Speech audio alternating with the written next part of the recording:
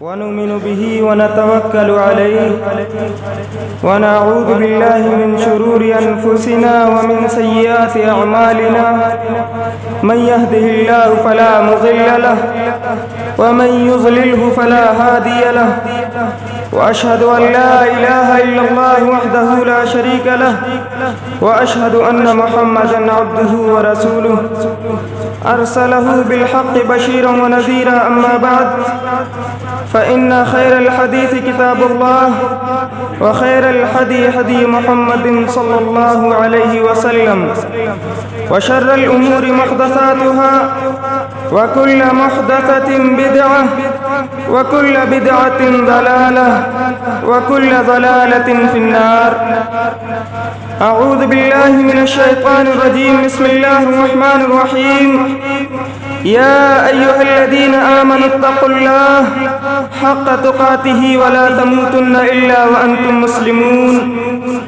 يا أيها الناس اتقوا ربكم الذي خلقكم من نفس واحدة وخلق منها زوجها وبث منهما رجالا كثيرا ونساء واتقوا الله الذي تساءلون به والأرحام إن الله كان عليكم رقيبا. يا أيها الذين آمنوا اتقوا الله وقولوا قولا سديدا يصلح لكم أعمالكم ويغفر لكم ذنوبكم ومن يطع الله ورسوله فقد فاز فوزا عظيما.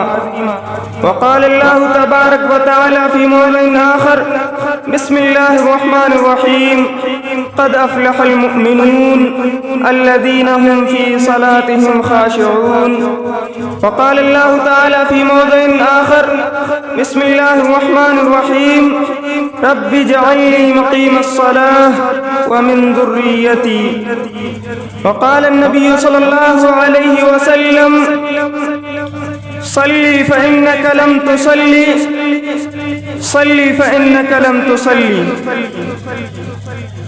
تمام قسم کی تعریفات و توصیفات اس وحدہ لا شریک کے لیے لائق و زیبا ہیں جس نے ہم تمام انسانوں کو پیدا کیا اور پیدا کرنے کے بعد یوں ہی لاچار بھٹکتا ہوا نہیں چھوڑ دیا بلکہ ہماری رشد و ہدایت کے خاطر بہت سارے انبیاء اکرام کو مبعوث کیا. لاکھوں کروڑوں درود و سلام ہوں تمام انبیاء اکرام علیہم السلام پر، خصوصاً ہمارے اور آپ کے نبی جناب محمد صلی اللہ علیہ وسلم پر، جنہوں نے طرح طرح کی مصیبتیں برداشت کر کے، طرح طرح کی اذیتیں جھیل کر ہم تک دین اسلام کو پہنچایا.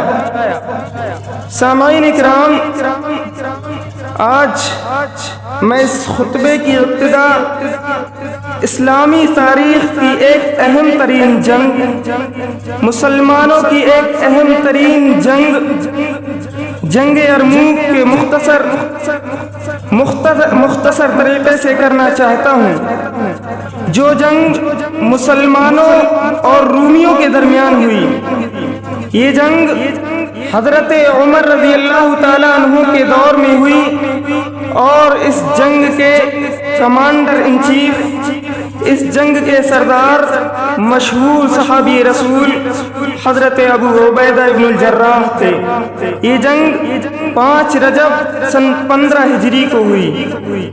سامعین اکرام، اس جنگ میں دشمن اسلام کی تعداد، دشمن اسلام کی طاقت، دشمن اسلام کی قوت مورخین نے 2 لاکھ ذکر کی ہے اور بعض مورخین نے دشمن اسلام کی تعداد 2,40,000 ذکر کی ہے اور ان کے مد مقابل جو مسلمان تھے ان مسلمانوں کی تعداد 36,000 سے لے کر 40,000 ذکر کی گئی ہے. یعنی مسلمانوں کی تعداد دشمن اسلام کی تعداد کے مقابلے 3 یا 4 گنا کم تھی. دشمن اسلام کی تعداد 3 یا 4 گنا زیادہ تھی، لیکن پھر بھی مسلمانوں کو اس جنگ میں فتح نصیب ہوئی۔ اس جنگ میں اللہ رب العالمین نے مسلمانوں کو کامیابی عطا کی۔ آخر کیا اسباب تھے، کیا وجوہات تھیں کہ اتنی بڑی تعداد کے مقابلے میں ایک چھوٹی سی جماعت نے اتنی بڑی کامیابی حاصل کی؟ اتنی بڑی کامیابی اللہ رب العالمین نے انہیں دی۔ آخر کیا وجوہات تھیں، کیا اسباب تھے؟ غور کرنے کا مقام ہے۔ لوگوں سے کہا جاتا ہے کہ نماز پڑھیں، نماز پڑھیں، لیکن لوگ کہتے ہیں کہ نماز پڑھنے سے کیا ہوتا ہے؟ ہم نماز پڑھ کر دشمن اسلام کا مقابلہ کیسے کریں گے؟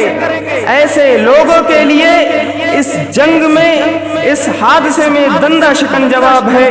اس جنگ میں ایسے لوگوں کے لیے منہ توڑ جواب ہے، ایسے لوگوں کے لیے دندہ شکن جواب ہے۔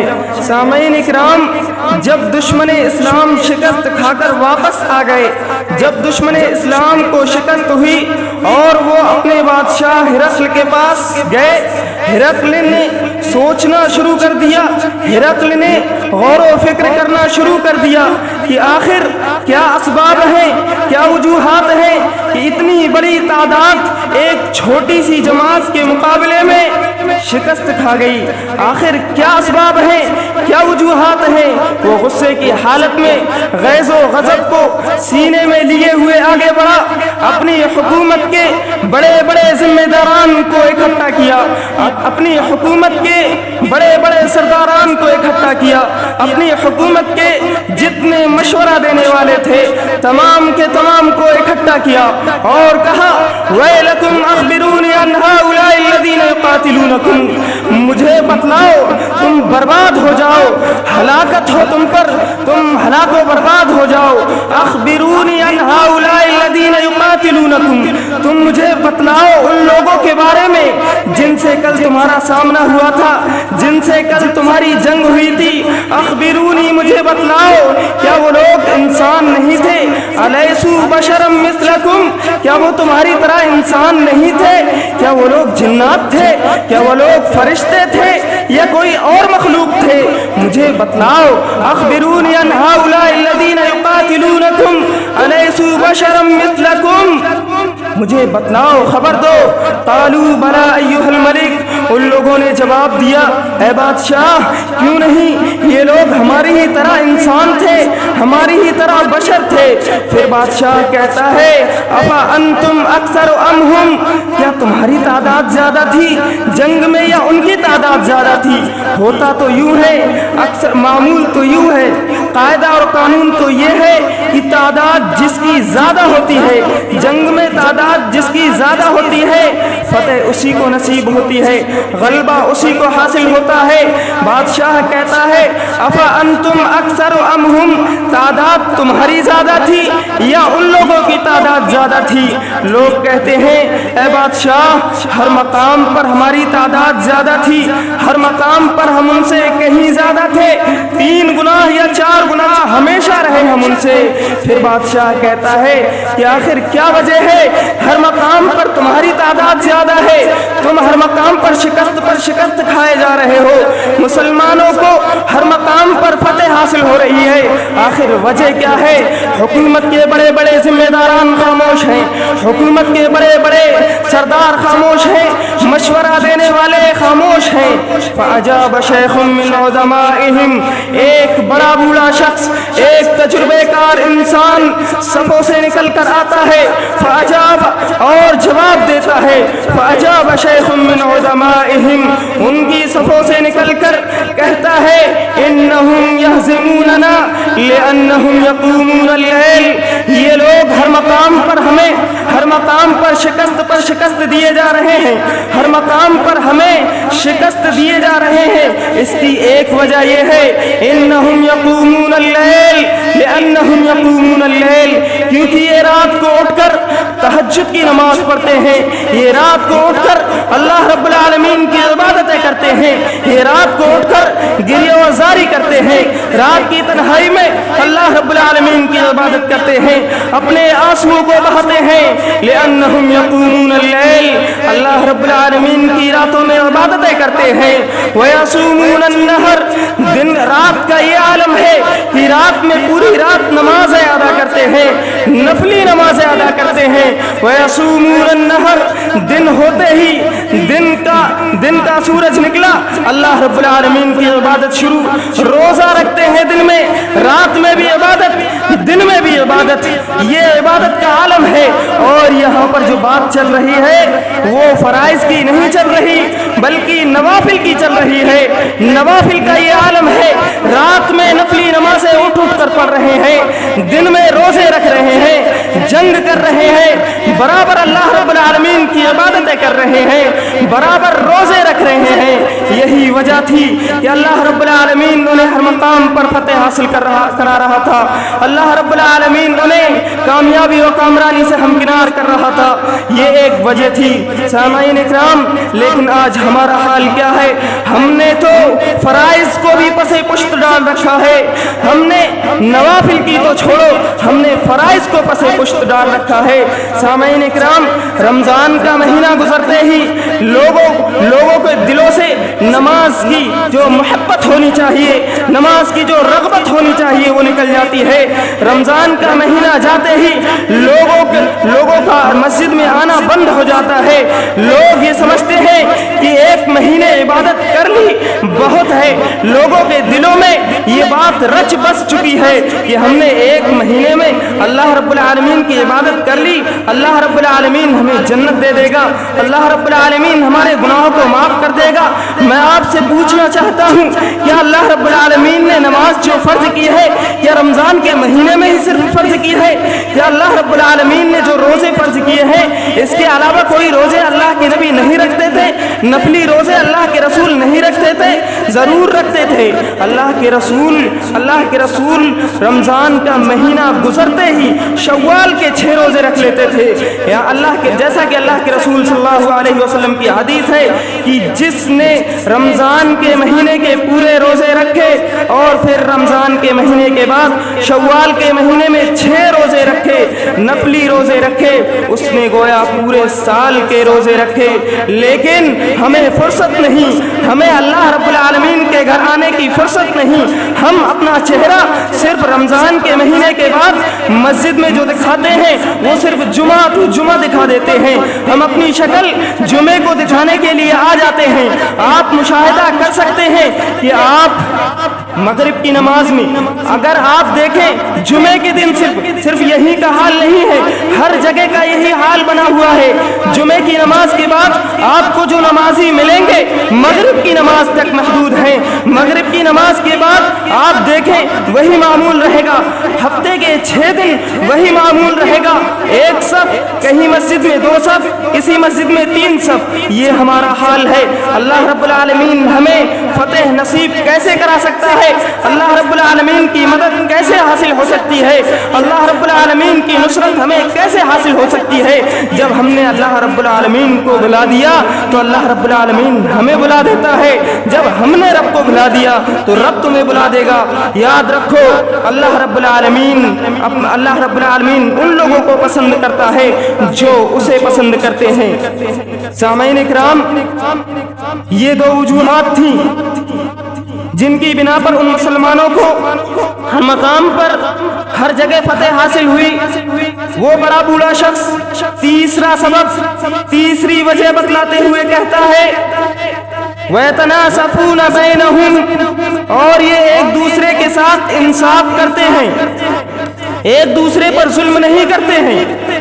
اللہ رب العالمین کا یہ قاعدہ ہے، یہ قانون ہے کہ اللہ رب العالمین کسی بھی قوم کو اگر وہ کسی پر ظلم کرتی ہے، کسی بھی بادشاہت کو، کسی بھی حکومت کو باقی نہیں رکھتا اگر وہ انصاف نہیں کرتی ہے، اگر وہ ظلم کرتی ہے تو اللہ رب العالمین ایسی قوم کو باقی نہیں رکھتا ہے۔ یہ اللہ رب العالمین کا قاعدہ و قانون ہے، چاہے وہ حکومت مسلمانوں کی ہی کیوں نہ ہو، چاہے وہ بادشاہت مسلمانوں کی ہی کیوں نہ ہو، لیکن اگر اس کے برعکس اگر کوئی حکومت غیر مسلم کی ہے، اگر وہ ظلم نہیں کر رہے ہیں، اگر وہ انصاف کر رہے ہیں تو اللہ رب العالمین ہو سکتا ہے کہ ایسی حکومت کو، ایسی بادشاہت کو باقی رکھے۔ سامعین اکرام، ان لوگوں کو جو فتح حاصل ہوتی تھی، یہ تیسرا سبب جس کی بنا پر انہیں ہر مقام پر فتح حاصل ہوتی تھی، جس کی بنا پر ہر مقام پر انہیں جیت حاصل ہوتی تھی۔ چوتھا سبب اس بڑے بوڑھے شخص نے چوتھا سبب بتلایا کہ یہ لوگ وَيُوفُونَ بِالْعَهْدِ، عہد و پیمان کو پورا کرتے ہیں۔ انہوں نے جو اپنے رب سے عہد و پیمان کیا ہے اس کو پورا کرتے ہیں، جو اپنے نبی سے عہد و پیمان کرتے ہیں اس کو پورا کرتے ہیں، آپس میں جو عہد و پیمان کرتے ہیں اس کو پورا کرتے ہیں۔ اور آپس کی تو چھوڑیے، اللہ کی قسم انہوں نے اگر دوسروں سے، غیر مسلموں سے عہد کیا، غیر مسلموں سے وعدہ کیا، جان چلی گئی لیکن وعدہ پورا کیا، یہ عالم تھا ان کا۔ لیکن آج ہمارا حال کیا ہے؟ عہد و پیمان کے سلسلے میں آج ہمارا حال کیا ہے؟ کیا ہم اپنے اللہ سے کیے ہوئے عہد و پیمان کو پورا کر رہے ہیں؟ کیا ہم نے اپنے نبی سے جو عہد و پیمان کیا ہے اسے پورا کر رہے ہیں؟ کیا ہم آپس میں ایک دوسرے سے عہد و پیمان کرتے ہیں، آپس میں ایک دوسرے سے جو وعدہ کرتے ہیں کیا ہم اسے پورا کر رہے ہیں؟ کیا ہم نے دوسروں سے عہد و پیمان کیے ہوئے کو پورا کیا؟ نہیں میرے بھائیوں، ہمارا عالم تو یہ ہے کہ اگر ہم کسی سے وعدہ کر لیتے ہیں اور وعدہ پورا کرنے کا وقت آتا ہے تو ہم ایسے غائب ہو جاتے ہیں جیسے گدھے کے سر سے سینگ غائب ہو جاتے ہیں۔ ایک آخری آپشن جو موبائل کا جو رہتا ہے، ایک آدمی کانٹیکٹ کر سکتا ہے اگر موبائل سے، اسے بھی ہم بند کر دیتے ہیں، اسے بھی ہم سوئچ آف کر دیتے ہیں۔ ہمارا یہ حال ہے عہد و پیمان کے سلسلے میں۔ مجھے بتلاؤ کیسے رب کی مدد حاصل ہو سکتی ہے؟ کیسے اللہ رب العالمین تمہاری مدد کر سکتا ہے؟ نہ تم فرض نمازیں ادا کر رہے ہو، نہ تم نفلی نمازیں ادا کر رہے ہو، نہ تم روزے ادا کر رہے ہو، نہ تم نفلی روزے رکھ رہے ہو، نہ تم اللہ رب العالمین کی تنہائی میں عبادتیں کر رہے ہو، نہ تم اپنے ایک دوسرے سے کیے ہوئے عہد و پیمان کو پورا کر رہے ہو۔ تم نے رب سے کیے ہوئے عہد و پیمان کو بلا دیا، تم نے نبی سے کیے ہوئے عہد و پیمان کو بلا دیا، تم نے ایک دوسرے پر ظلم کرنا شروع کر دیا۔ مجھے بتلاؤ تمہیں کیسے اللہ کی مدد حاصل ہو سکتی ہے؟ سامعین اکرام، وہ لوگ گرچہ ان کے پاس مادی اسباب میں کمی تھی، مادی اسباب میں یعنی اسلحے وغیرہ کم تھے، لیکن روحانی اسباب میں ذرہ برابر بھی کمی نہیں تھی۔ دنیا اور آخرت میں، یاد رکھیے، دنیا اور آخرت میں کامیابی حاصل کرنے کے لیے دو طریقے کے اسباب کی ضرورت ہوتی ہے، ایک مادی اسباب، ایک روحانی اسباب۔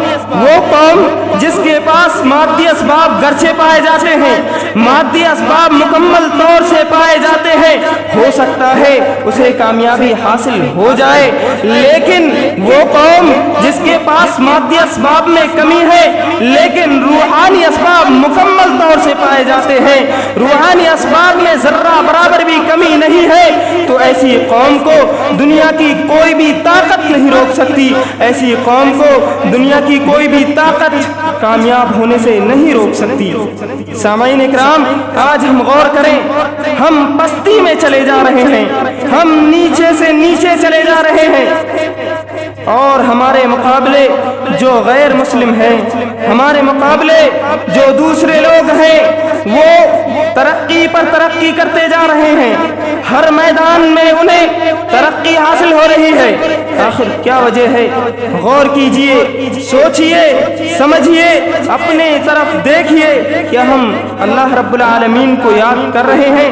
کیا ہم نے نبی کے فرمان، کیا ہم نے نبی صلی اللہ علیہ وسلم کے احکامات کو بجا لایا ہے؟ کیا ہم نے ایک دوسرے سے کیے ہوئے عہد و پیمان کو پورا کیا ہے؟ جب ہم ان تمام چیزوں کو بھلا دیں گے، جب ہم ان تمام چیزوں کو پسے پشت ڈال دیں گے تو اللہ رب العالمین بھی ہمیں بھلا دے گا۔ سامعین کرام، اسلامی تاریخ کے ایک مشہور عالم دین امام ابن قیم رحمۃ اللہ علیہ، انہوں نے ایک کتاب لکھی، کتاب کا نام الوابل الصیب من الکلم الطیب۔ یہ کتاب ذکر و اذکار پر مشتمل ہے۔ انہوں نے اس کتاب کے اندر نمازیوں کی کتنی قسمیں ہو سکتی ہیں، کس قسم کے نمازی ہو سکتے ہیں، ان تمام قسموں کو ذکر کیا ہے، اور پھر ان کا انجام کیا ہوگا اس کو بھی ذکر کیا ہے۔ امام ابن قیم رحمۃ اللہ علیہ نے نمازیوں کی 5 قسمیں بیان کی ہیں۔ پہلی قسم کے وہ نمازی یعاقب، جن کو سزا دی جائے گی، کل قیامت کے دن نماز پڑھنے کے باوجود ان کو سزا دی جائے گی۔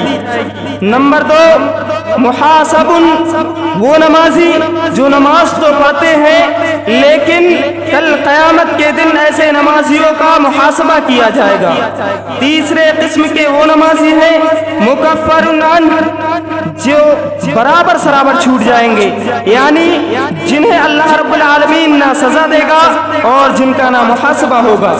نمبر 4 مثاب علیہ، ایسے نمازی جنہیں نماز کے عوض ثواب دیا جائے گا۔ نمبر 5 مقرب من اللہ، ایسے نمازی جن کی نمازیں اللہ رب العالمین سے قریب تر کر دیتی ہیں۔ آئیے تفصیل دیکھ لیتے ہیں۔ پہلے قسم کے وہ نمازی ہیں، امام ابن قیم رحمۃ اللہ علیہ فرماتے ہیں احدها مرتبۃ ظالم لنفسه المفرط، یعنی یہ وہ قسم کے نمازی ہیں جو نماز تو پڑھتے ہیں لیکن اپنے اوپر ظلم کرتے ہیں۔ یہ وہ نمازی ہے جو نماز پڑھنے کے باوجود کل قیامت کے دن سزا کے مستحق ہوں گے، سزا کے مستحق ہوں گے۔ سامعین اکرام، امام ابن قیم رحمۃ اللہ علیہ اور دیگر لوگوں نے ایسے نمازیوں کے بارے میں کہا کہ یہ وہ نمازی ہیں مسجد میں داخل ہوتے ہیں، وضو خانے پر جا کر بیٹھتے ہیں اور جلدی وضو کر لیتے ہیں، یعنی یہ لوگ یہ نہیں دیکھتے کہ ان کا ہاتھ صحیح طریقے سے دھلا گیا ہے یا نہیں دھلا گیا ہے، ان کا پیر صحیح طریقے سے دھلا گیا ہے یا نہیں دھلا گیا ہے۔ انہیں اتنی فرصت نہیں ہوتی کہ وہ یہ دیکھ لے کہ ہمارے ہاتھ کا یا ہمارے پیر کا کوئی عضو سوکھا تو نہیں رہ گیا۔ یہ وہ نمازی ہیں جنہیں کل قیامت کے دن اللہ رب العالمین سزا دے گا۔ یہ وہ نمازی ہیں جو کل قیامت کے دن سزا کے مستحق ہوں گے۔ یہ وہ نمازی ہیں جو وضو کرنے کے بعد صفوں میں شامل ہوتے ہیں اور انہیں پتہ نہیں رہتا کہ سجدے میں کیا پڑھنا ہے، رکوع میں کیا پڑھنا ہے، سجدہ ان کا کیسا ہونا چاہیے، رکوع ان کا کیسا ہونا چاہیے، تشہد میں یہ کیا پڑھ رہے ہیں، انہیں کچھ پتہ نہیں رہتا، بس نماز میں شامل ہو گئے اور نماز پڑھ لی۔ ایسے نمازیوں کے بارے میں اللہ رب العالمین امام ابن قیم رحمۃ اللہ علیہ فرما رہے ہیں کہ ایسے نمازیوں کو کل قیامت کے دن اللہ رب العالمین سزا دے گا۔ اور ایسے نمازیوں کے بارے میں ہی اللہ کے نبی صلی اللہ علیہ وسلم کی ایک حدیث موجود ہے۔ صحابی رسول آتے ہیں، وضو بناتے ہیں اور وضو بنانے کے بعد نماز پڑھتے ہیں، جلدی نماز پڑھی اور واپس جانے لگتے ہیں۔ اللہ کے رسول صلی اللہ علیہ وسلم انہیں واپس بلاتے ہیں اور کہتے ہیں فصلی فإنک لم تصلی، اے صحابی جاؤ، جا کر نماز پڑھو، تم نے نماز نہیں پڑھی۔ یہ صحابی ہے، جلدی نماز پڑھ لی، اللہ کے رسول نے انہیں واپس بلایا اور واپس نماز پڑھنے کا حکم دیا۔ صحابی دوبارہ جاتے ہیں اور نماز پڑھتے ہیں، پھر نماز پڑھ کر جانے لگتے ہیں، اللہ کے رسول پھر حکم دیتے ہیں فصلی فإنک لم تصلی، اے صحابی جاؤ، جا کر نماز پڑھو، تم نے نماز نہیں پڑھی ہے۔ صحابی پھر جاتے ہیں، پھر نماز پڑھتے ہیں، نماز پڑھنے کے بعد پھر جانے لگتے ہیں، اللہ کے رسول پھر کہتے ہیں فصلی فإنک لم تصلی، اے صحابی جاؤ، جا کر نماز پڑھو، تم نے نماز نہیں پڑھی ہے۔ ذرا غور کیجئے کیا وجہ تھی؟ وجہ یہی تھی کہ صحابی جلدی نماز پڑھ رہے تھے عجلت میں نماز پڑھ رہے تھے، اس لیے اللہ کے رسول صلی اللہ علیہ وسلم نے انہیں حکم دیا کہ اے صحابی جاؤ، جا کر نماز پڑھو، اور تمہاری نماز نہیں ہوئی ہے۔ سامعین اکرام، ہم غور کریں کہ ہماری نمازیں کیسی ہیں؟ کیا ہماری نمازیں ایسی تو نہیں کہ جن کی بنا پر کل قیامت کے دن ہمیں سزا دی جائے؟ ذرا غور کرنے کا مقام ہے۔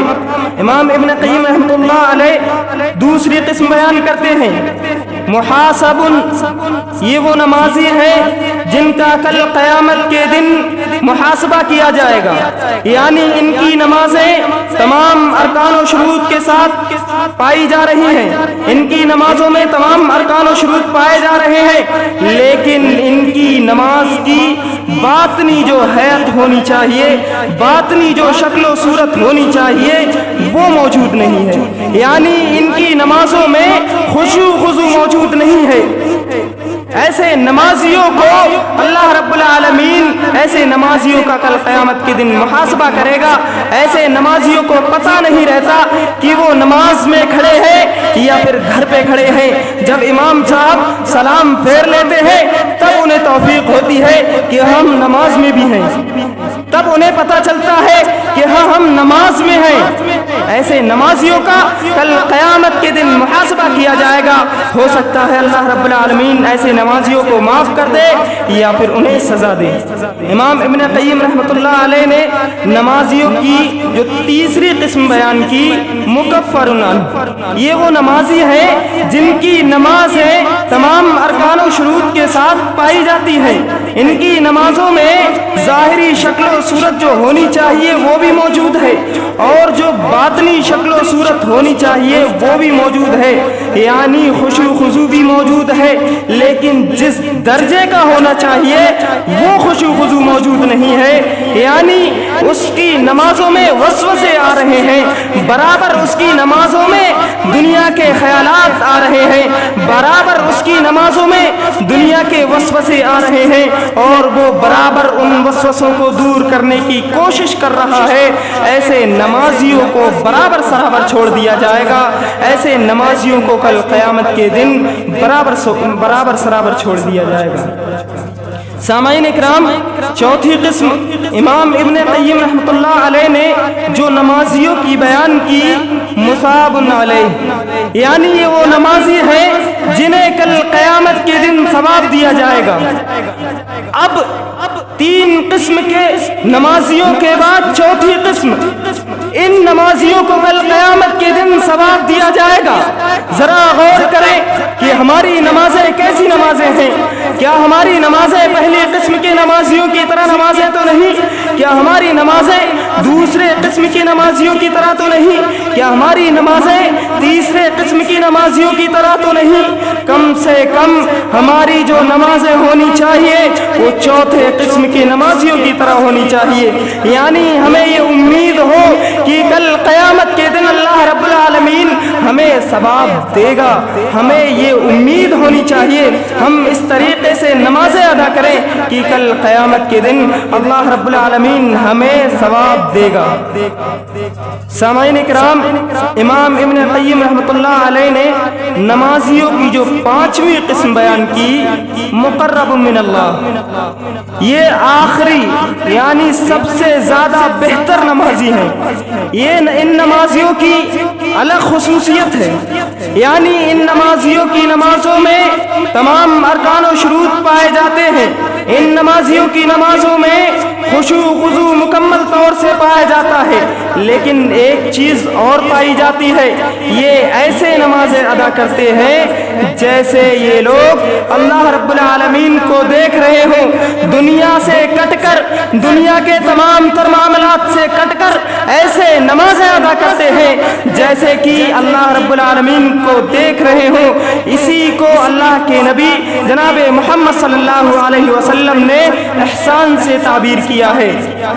اللہ کے نبی صلی اللہ علیہ وسلم نے فرمایا، وَعَبْدُ اللَّهَ كَأَنَّكَ تَرَاهُ فَإِن لَّمْ تَكُن تَرَاهُ فَإِنَّهُ يَرَاكَ، تم اللہ رب العالمین کی عبادت ایسے کرو گویا کہ تم اللہ رب العالمین کو دیکھ رہے ہو. اور اگر یہ تصور تمہارے ذہن میں، تمہارے دماغ میں، تمہارے دل میں یہ تصور نہیں آ سکتا تو اپنی نمازیں کم سے کم اس طریقے سے پڑھو کہ گویا اللہ رب العالمین تمہیں دیکھ رہا ہے. یہ ڈر جب تمہارے دل کے اندر ہوگا تو تم نمازیں صحیح طریقے سے ادا کرو گے. تمہاری نمازیں ایسی نمازیں ہوں گی جو تمہیں اللہ سے قریب تر کر دیں گی. سامعین اکرام، غور کیجئے ہم کس قسم کے نمازیوں میں سے ہیں. ہماری نمازیں کس قسم کی نمازیں ہیں؟ خود آپ غور کر سکتے ہیں، اندازہ لگا سکتے ہیں. کم سے کم ہمیں چوتھے قسم کے نمازیوں میں سے ضرور بھی ضرور ہونا چاہیے، اور پانچویں قسم کے نمازی ہو جائیں تو اور ہی بہتر ہے. اللہ رب العالمین سے آخر میں دعا ہے کہ بار الہ ہم تمام مسلمان بھائیوں کو نماز ادا کرنے کی توفیق عطا فرما. بار الہ ہم تمام مسلمان بھائیوں کو پانچویں قسم کے نمازیوں کی طرح نماز ادا کرنے کی توفیق عطا فرما. بار الہ ہم تمام مسلمان بھائیوں کو جہاں جہاں پریشان ہیں اللہ رب العالمین ہم تمام مسلمان بھائیوں کی پریشانی کو دور کر دے. بار الہ ہم تمام مسلمان بھائیوں میں سے جو مجبور ہیں، جو پریشان حال ہیں، جو بیمار ہیں، ان کی بیماری کو دور کر دے، انہیں شفاء کامل عاجل عطا فرما. اے اللہ، جب تک ہمیں زندہ رکھ، اسلام پر رکھ، اور جب ہمارا خاتمہ ہو ایمان بالخیر ہو. آمین. تقبل یا رب العالمین. السلام علیکم ورحمۃ اللہ.